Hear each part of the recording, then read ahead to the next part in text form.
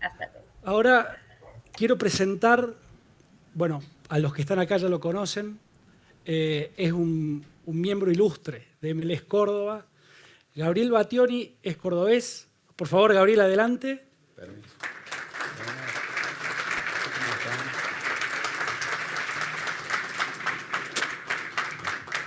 Un amigo y que, representante de 4S en el Cono Sur, una de las consultoras más importantes que tenemos desde México para todo el mundo, nos va a compartir su ponencia que tiene que ver con qué buscan los compradores, ¿no, Gabriel? Bien. Bueno, primero, antes que nada, 1:25, realmente todos los que están acá se están aguantando las ganas de comer. Y a los que no están, no estoy en condiciones de decirle nada, como verán. Bueno, estoy sorprendido, quiero agradecer enorme esto, sinceramente, el despliegue y la energía que hay acá es maravillosa, es emocionante. Bueno, me definiría como un emprendedor inmobiliario porque soy corredor, soy desarrollista y soy consultor. Y les quiero hablar desde esas tres ópticas. Como corredor inmobiliario, empecé hace ya más de 20 años y no voy a decir nunca más cuántos, sino solamente más de 20. Y empecé, como muchos de ustedes seguramente, pidiéndole producto a desarrollistas para trabajar, producto nuevo, ¿no?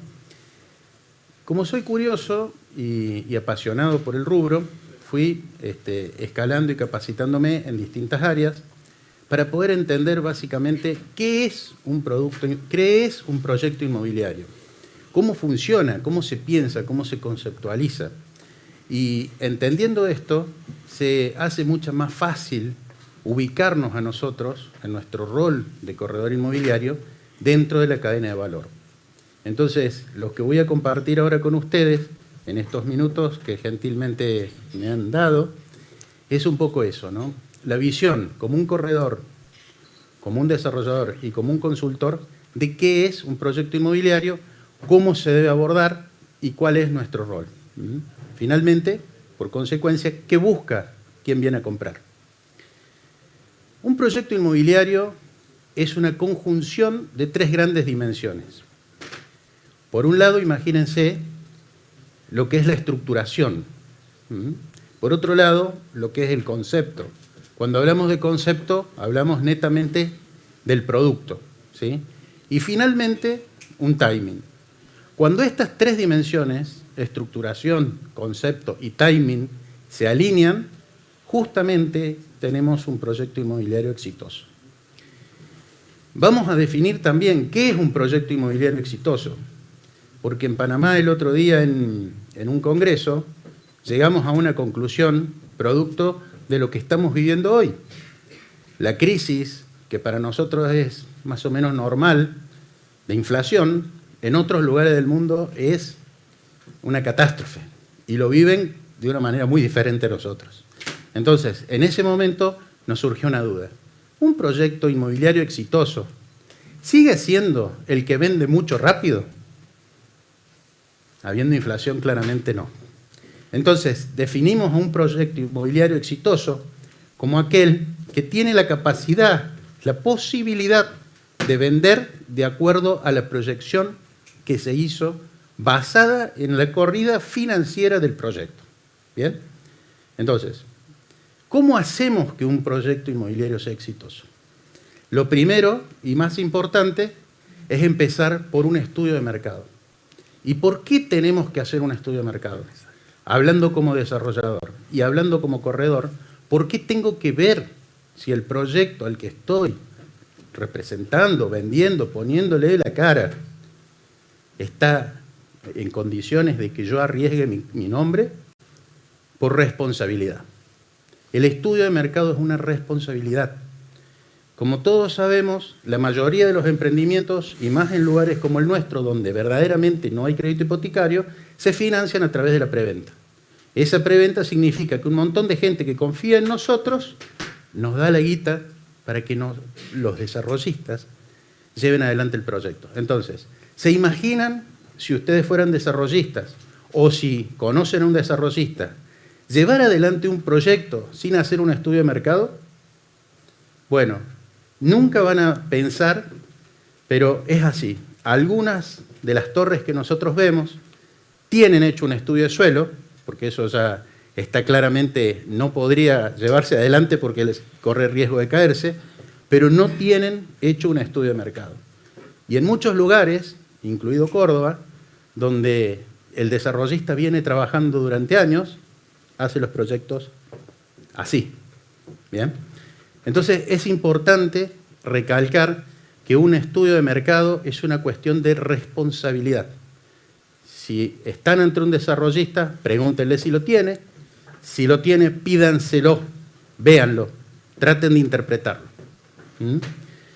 Les voy a mostrar ahora con un ejemplo y les pido por favor que tengan piedad porque financieramente no es correcto, pero es didáctico. ¿De qué estamos hablando? Imagínense un proyecto que tiene una facturación de 1 millón, no importa qué, 1 millón. Generalmente, y más bien diría en los buenos tiempos, más o menos se armaba de esta manera. 200.000 tierra, un 20%, costos directos e indirectos, es decir, la construcción y los demás, unos 500.000, una utilidad de más o menos 300.000. Yo les pregunto, inmobiliario en general, desde que el desarrollista compra la tierra hasta que entrega la unidad. 3 años. Estamos de acuerdo, o sea, no porque lo lean acá, más o menos estamos de acuerdo.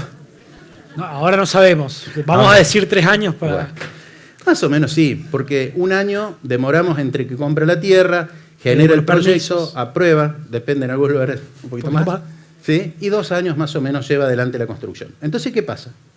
Si este ejemplo didáctico, vuelvo a repetir, fuera así y nos va a dejar 300.000 que representaría el 30% de 1 millón y lo va a llevar adelante en 3 años, ese desarrollador estaría ganando un 10% anual. En este ejemplo didáctico. ¿Le cierra el negocio? ¿Alguien se imagina qué hacen los desarrolladores trabajando por el 10% anual? Poco. No va, ¿no? O sea, el riesgo que implica, la tarea que significa llevar adelante un proyecto por un 10% anual. ¿Y qué pasa? ¿Están con problemas psicológicos los desarrolladores que no se dedican a otra cosa? No. Esto, más allá de que es un ejemplo didáctico, no es la forma en la que se arma un proyecto inmobiliario. Y esto es importante que nosotros, como corredores inmobiliarios, entendamos, porque acá radica entender cuál es el valor que nosotros aportamos dentro de la cadena de valor. Esto así no va, no se puede. Esto sí se puede. ¿Qué pasa? Resulta ser que cuando se conceptualiza un proyecto, se buscan 2 cosas al mismo tiempo. Diseñar un producto para el usuario, pero al mismo tiempo diseñar un negocio para el inversor. Y son 2 cosas totalmente diferentes. Y muchas veces hay inversores que diseñan un producto para sí mismos y ya sabemos cómo termina el proyecto.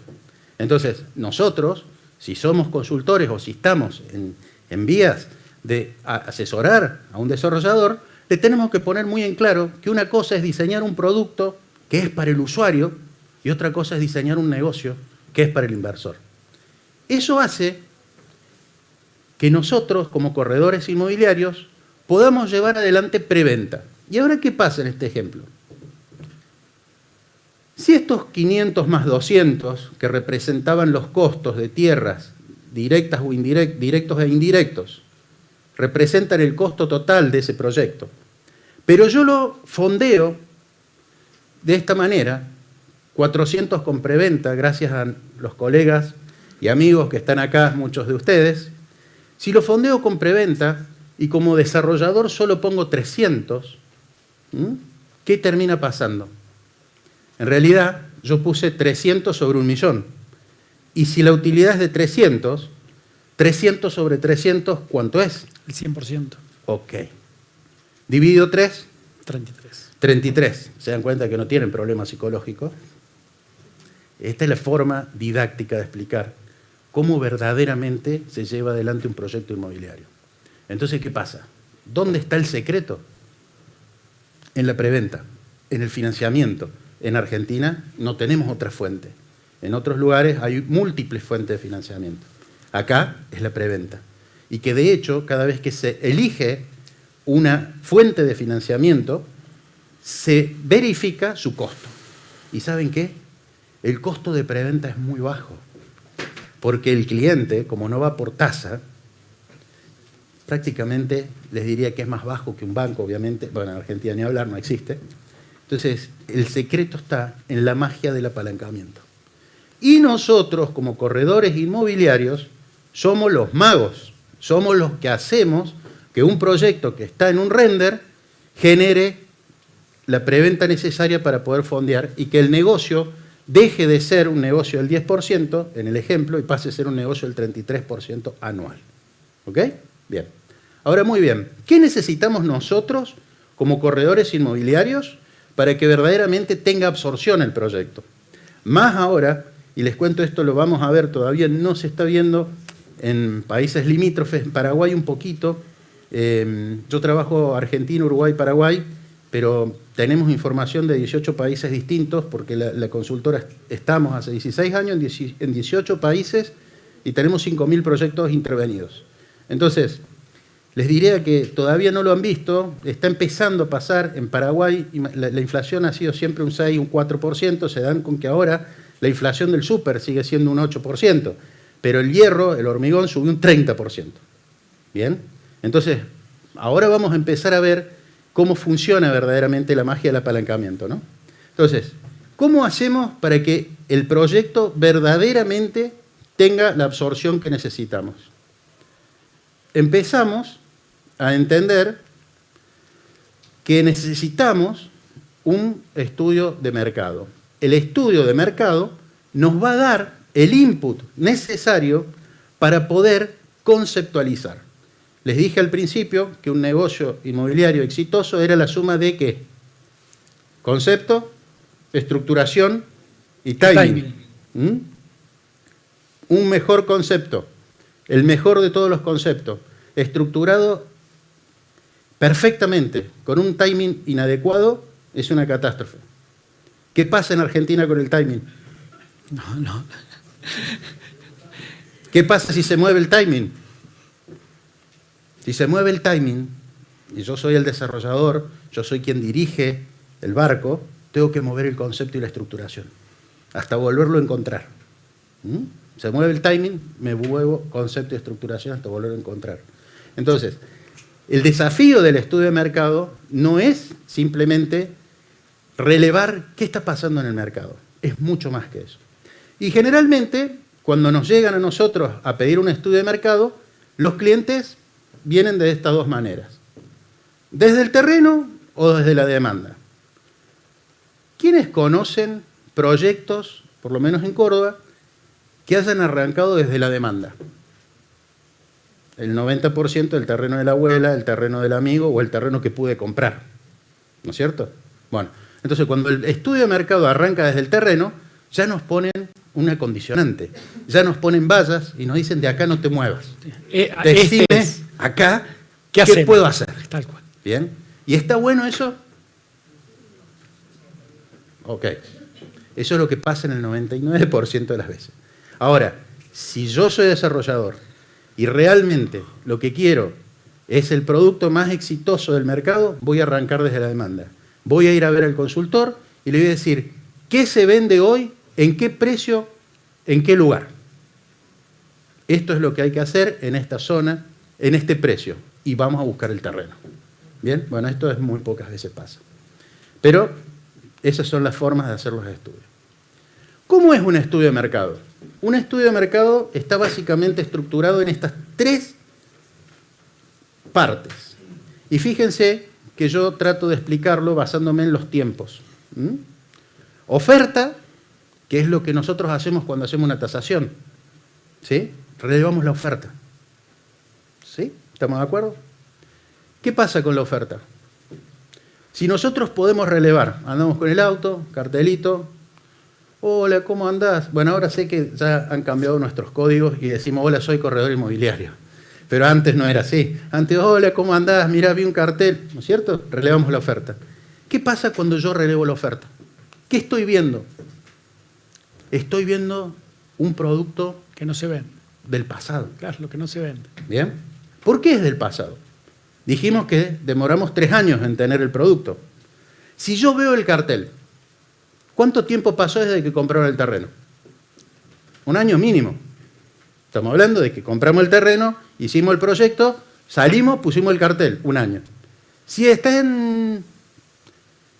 ubicado en gris, 33% de obra, dijimos que 2 años, 2 años. 1 año de proyecto más 1 año de obra. Entonces, cuando nosotros hacemos un estudio de oferta, lo que estamos viendo, queridos amigos y colegas, es un estudio del pasado. Si yo me baso solamente en la oferta para conceptualizar un producto, voy a llegar tarde. Porque algo muy importante a tener nosotros en cuenta es que manejamos productos plurianuales. Como dijimos recién, desde la concepción hasta que está verdaderamente disponible, pasaron 3 años. Si yo veo lo que hoy hay en el mercado, lo dibujo, me demoro 1 año en aprobarlo, lo pongo, lo empiezo a construir y demoro 3 años en tenerlo, bye. ¿Sí? Es un estudio del pasado. Y ahí es donde empieza a cambiar lo que nosotros generalmente hacemos como tasación, que es muy parecido a lo que es un estudio de mercado de oferta. Porque en nuestras tasaciones no tenemos en cuenta el buyer persona. Empieza a jugar acá la persona. Ya no son las variables, ya no son los atributos del inmueble, sino que empieza a jugar lo que es la persona. Y la segunda capa del estudio de mercado necesariamente tiene que tener la influencia del buyer persona, del comprador. Entonces, una vez que hice el estudio de oferta, censo toda la mercadería que hay dando vuelta en el sector, en el polígono donde vamos a investigar, vamos a hacer el estudio de demanda. En el estudio de demanda, lo que vamos básicamente a generar es una interpelación del mercado meta. ¿Sí? Yo ya sé quién es mi comprador, lo tengo definido, sé dónde encontrarlo y lo que voy a hacer es ir a buscarlo. Nos basamos generalmente nosotros cuando hacemos estos estudios en la relación con inmobiliarias, porque lo que hacemos es pedirle, ¿tenés clientes que estén buscando en este momento, en este polígono? Sí. ¿Les querés consultar si pueden colaborar a cambio, tiene una retribución con nosotros en un estudio? No le preguntamos a doña Rosa saliendo del supermercado. ¿Bien? Identificamos el buyer persona y vamos sobre él. Se hace un estudio que no los quiero aburrir, pero lo que finalmente tenemos es un estudio del presente. Porque lo que voy a tener como input a través de esta capa del estudio es qué quiere el cliente hoy. ¿Y saben qué pasa si yo no hago un estudio de demanda y solo hago uno de oferta? Puede haber demanda que todavía no tiene oferta y me la voy a perder. Entonces, en la segunda capa del estudio veo el presente, lo que la gente quiere hoy. Ok, perfecto, Gabriel. Ya tenemos el estudio de oferta, tenemos el estudio que era del pasado, tenemos el estudio de demanda, que es el del presente, vamos para adelante. Pero acaba de decir que el producto es plurianual. ¿Ok? Pero si yo con lo que sé que se puede hacer hoy me largo, ¿pero qué va a pasar dentro de 3 años? ¿Estás seguro que van a seguir queriendo lo mismo? Capaz que no. ¿Y saben qué pasa? Y les doy un ejemplo. Hay lugares donde se inicia un proyecto teniendo en cuenta que el barrio o el sector o la manzana tiene una demanda tal que acepta, por ejemplo, un piso de cerámicos. ¿Ok? Y el costeo del edificio se hace con piso de cerámicos. En el promedio de esos 3 años, boom, económico, cambió, se modificó el mercado, se levanta el ticket y el cliente ya ahora quiere un piso de porcelanato. ¿Qué pasa si yo...? No, yo lo pensé con cerámico y ya está. ¿Ok? Entonces, tengo oferta, pasado. Tengo demanda, presente. ¿Me alcanza? No. Mi producto tiene que estar conceptualizado hacia el futuro, por lo menos 3 años hacia adelante, para que cuando esté disponible, cuando saquemos la llave y se la demos al cliente, las unidades que nos queden estén justamente intersectadas con la demanda presente del futuro. ¿Se entiende? ¿Ok? Entonces, ¿cómo hago eso? Bueno, voy a la tercera capa del estudio. La tercera capa del estudio me permite a mí, a través de haber identificado quién es mi cliente, entender cuáles son la idiosincrasia y las formas de actuar de ese cliente. Entonces, puedo basarme en base en un conocimiento profundo de ese cliente, que seguramente ya me he microanichado para entenderlo, en cuál va a ser su comportamiento futuro. Y si puedo entender eso, voy a poder conceptualizar un producto hacia adelante. Gaby, tenemos 10 minutos por delante. Perfecto. Solo para que te organices. Bien. Continuamos. Entonces acá está un poco lo que veníamos diciendo. Pasado, oferta, presente, demanda, futuro, tendencia, definición. ¿Alcanza con eso? No. No. ¿Pero cómo? ¿Cómo no? No, no alcanza. Una cosa es lo que creo y una cosa es lo que sé. ¿Cuál es la diferencia entre lo que creo y lo que sé? Lo que valido.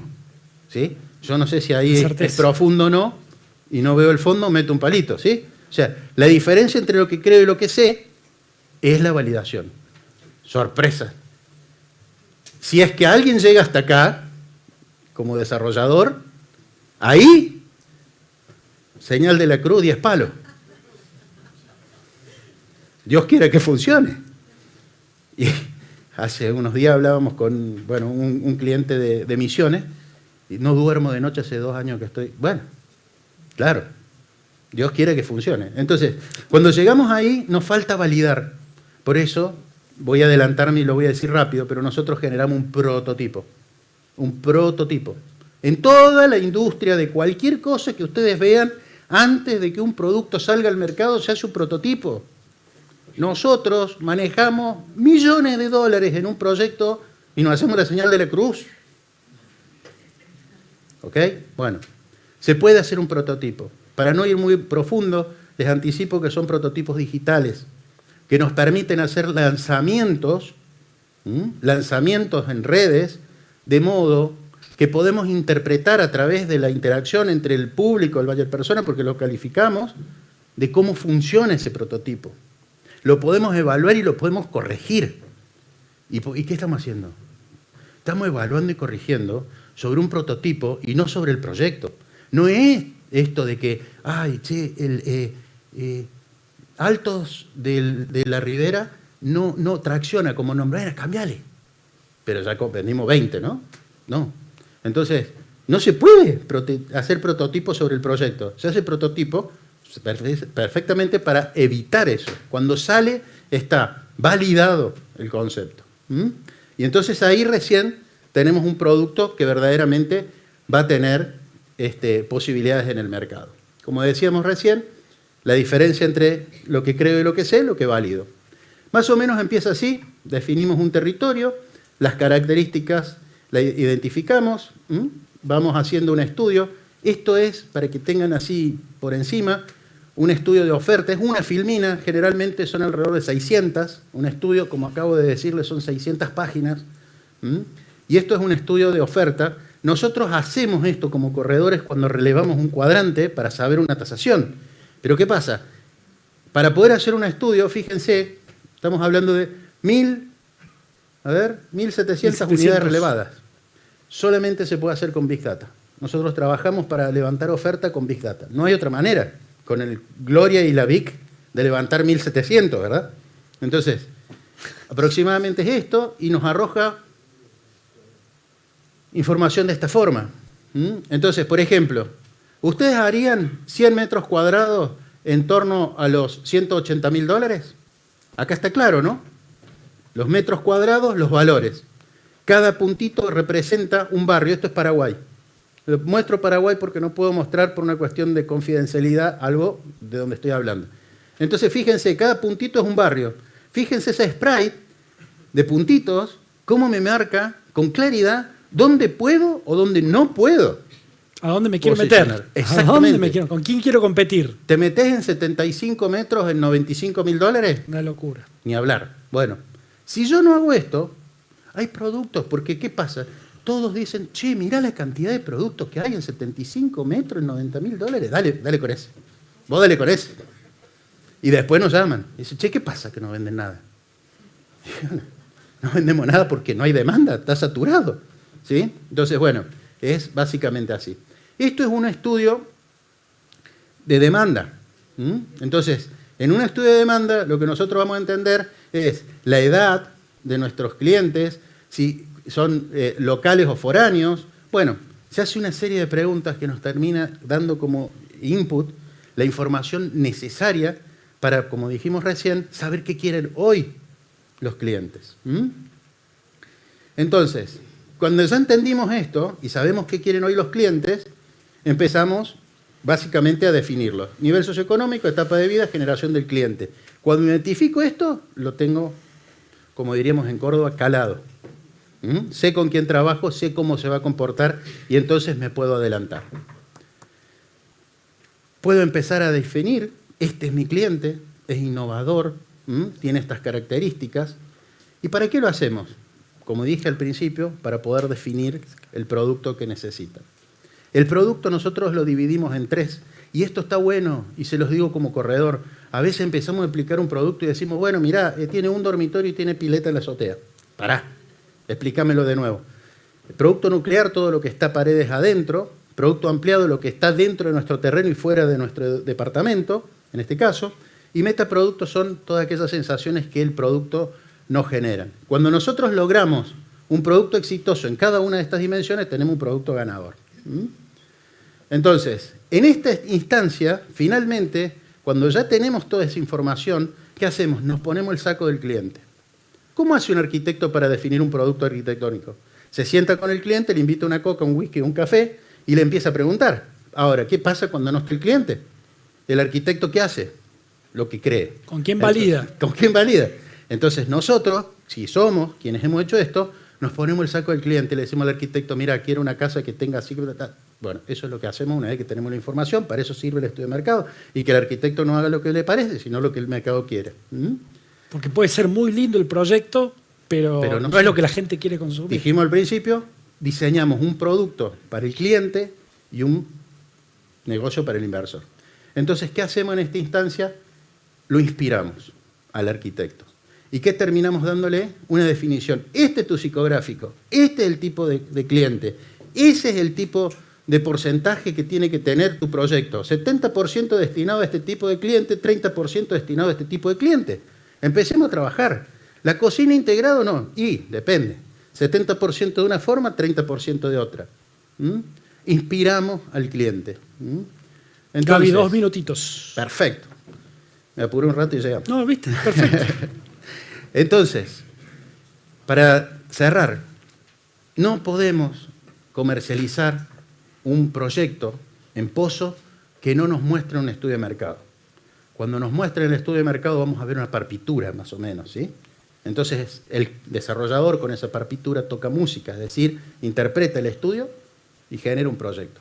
Nosotros lo vendemos. Por lo menos tenemos que entender cómo está hecho.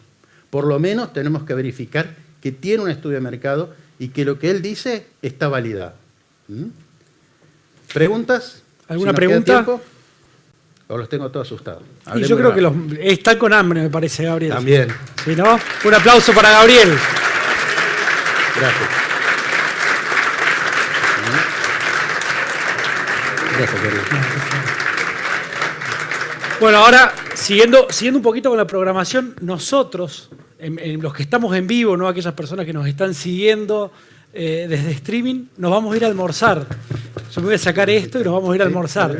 Y lo que sí va a quedar en la programación son 2, para aquellos que no hayan vivido ya lo que es un congreso del universo MLS, hay 2 secciones que son muy buenas, Inmobiliarios por el Mundo, donde levanta información, levanta en realidad comentarios de aquellos colegas que están por el resto del mundo, y Callejeros MLS. Y acá se van a encontrar varios de los cordobeses donde Edgar Willy Cercatrova, así lo conocemos nosotros, estuvo haciendo el recorrido y estuvo compartiendo con los colegas de aquí, y después vamos a tener también los extractos de aquellas personas de otros países.